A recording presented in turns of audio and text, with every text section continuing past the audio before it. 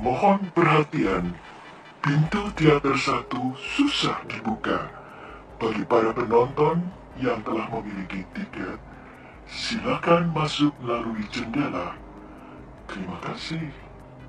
Prawana seperti berpikir sejenak, namun akhirnya ia sahut juga, apa yang ku ketahui, ilmu itu memang sesat, tetapi jika gadis yang melatihnya berhasil memperoleh sari keperjakaan dari pemuda-pemuda yang memang masih benar-benar bersih, tentu ilmu itu tidak akan membawa kecelakaan apa-apa padanya.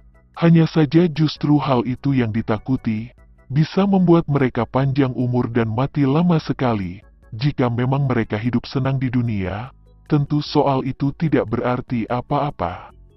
Namun jika mereka merasa tersiksa hidup di dunia, bukankah hal itu malah membuat mereka bersengsara? Mahisa Dharma tertawa, tetapi paman, justru hal itu tidak mungkin.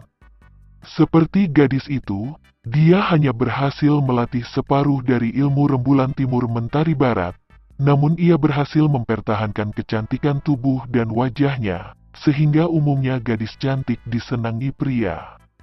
Tidak mungkin mereka akan hidup sengsara, ucap Mahisa Dharma takjub. Nah, kau bicara begitu, baiklah aku akan menjelaskan, kata Prawana. Memang gadis yang meyakinkan ilmu rembulan timur mentari barat yang akan awet muda. Lalu jika mereka menikah, dan suami mereka menjadi tua renta, bukankah mereka jadi tersiksa karenanya? Ucap Prawana santai. Mahisa Dharma tertawa lagi. Kukira gadis sesat nan binal seperti itu tidak akan menikah selamanya. Ia tentu akan mudah sekali menyerahkan dirinya pada para pemuda.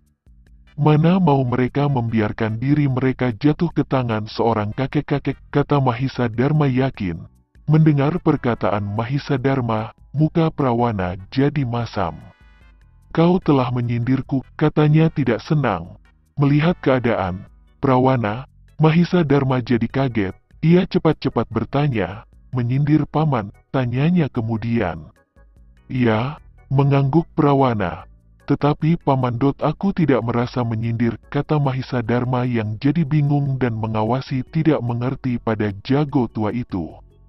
Heran, bukankah tadi kau mengatakan gadis-gadis cantik yang melatih ilmu rembulan timur mentari barat tidak bersedia menyerahkan dirinya pada kakek-kakek?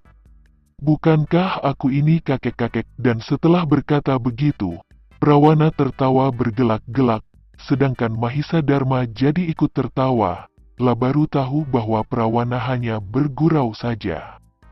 Saat itu, Prawana telah berhenti tertawa dan bertanya dengan sungguh-sungguh, bagaimana perasaanmu menyaksikan kecantikan dan tubuh yang padat dari gadis cabul nan binal dan montok itu? Muka Mahisa Dharma jadi berubah merah. Ia malu sekali karena menyadari bahwa kakek tua Prawana ini hanya bergurau untuk mempermainkan dirinya. Jika memang aku tidak dipengaruhi oleh obat pelemas ototnya, tentu aku akan bisa memberikan perlawanan, paman.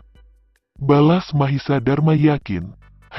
Enak saja kau bicara. Kukira walaupun tanpa obat itu, jika aku datang terlambat, kau telah menyambar dan memeluk tubuh montok itu. Sahut Prawana mengawasi Mahisa Dharma lekat-lekat. Mahisa Dharma tertawa dengan muka berubah merah. Bukankah dia seorang nenek-nenek bertubuh gadis? Tanya Mahisa Dharma seenaknya. Sekarang kau bisa berkata begitu. Tetapi jika dibiarkan terus berdua, tentu kau yang lebih binal, kata Prawana senyum-senyum. Mahisa Dharma terpojokkan dan tidak bisa memberikan jawaban lagi. Hanya mukanya saja yang berubah merah dan terasa panas sekali. Tetapi Mahisa Dharma kemudian bertanya, paman, apakah selama aku tertotok tidur, perempuan cabul itu tidak datang lagi? Prawana mengangguk 2 kali. Datang, sahutnya. Datang, tanya Mahisa Dharma sambil membentang lebar-lebar sepasang matanya. Ya, 2 kali dia datang kemari, kata Prawana. Lalu, tanya Mahisa Dharma penasaran. Ia minta agar aku mau menyerahkan kau kepadanya, dan ia akan pergi dari tempat ini tidak akan menggangguku lagi. Jelas Prawana santai. Oh, seru Mahisa Dharma. Untung saja aku tidak kena dibujuk oleh nenek-nenek bertubuh gadis montok itu, yang selalu main buka baju dan berusaha merayuku dengan kecantikannya itu. Kalau tidak tentu kau akan kuserahkannya pada perempuan cabul itu. Tambah Prawana santui, Mahisa Dharma jadi menggidik. Bukankah ia akan celaka jika diserahkan Prawana pada gadis cabul itu? Karena dalam keadaan tertidur dan tertotok, tentu gadis itu bisa menguasainya lebih mudah. Karena berpikir begitu, Mahisa Dharma juga jadi teringat budi kebaikan Prawana. Segera Mahisa Dharma berdiri, kemudian dia menjura dalam-dalam memberi hormat kepada Prawana. Terima kasih atas pertolongan yang diberikan Paman. Kalau saja tidak ada Paman tentu aku telah menjadi korban gadis cabul itu. Prawana tertawa. Hal itu tidak penting, karena toh sekarang kau tidak mengalami bencana apa-apa juga. Dari sini kau bermaksud pergi kemana? Tanya Prawana mengibaskan rambutnya. Aku ingin ke sebuah pulau bernama Pulau Kijang.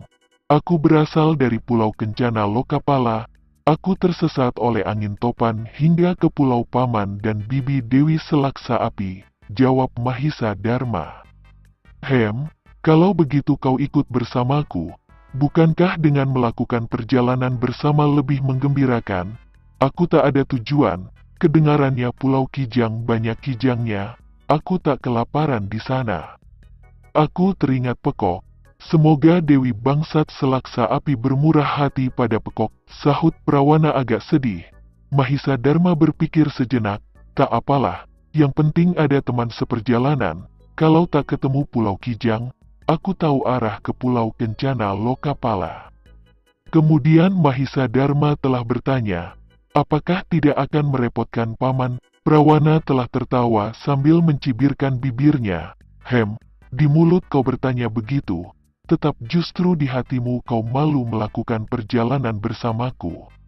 Benar tidak? Jawab Prawana senyum-senyum. Muka Mahisa Dharma jadi berubah merah. Dia malu orang bisa membaca isi hatinya. Tetapi cepat-cepat Mahisa Dharma membantahnya. Mana berani aku yang muda memiliki pikiran jelek seperti itu kepada Paman yang telah menjadi tuan penolongku? Mulutmu selalu mecang berkata manis, tetapi hatimu selalu licik.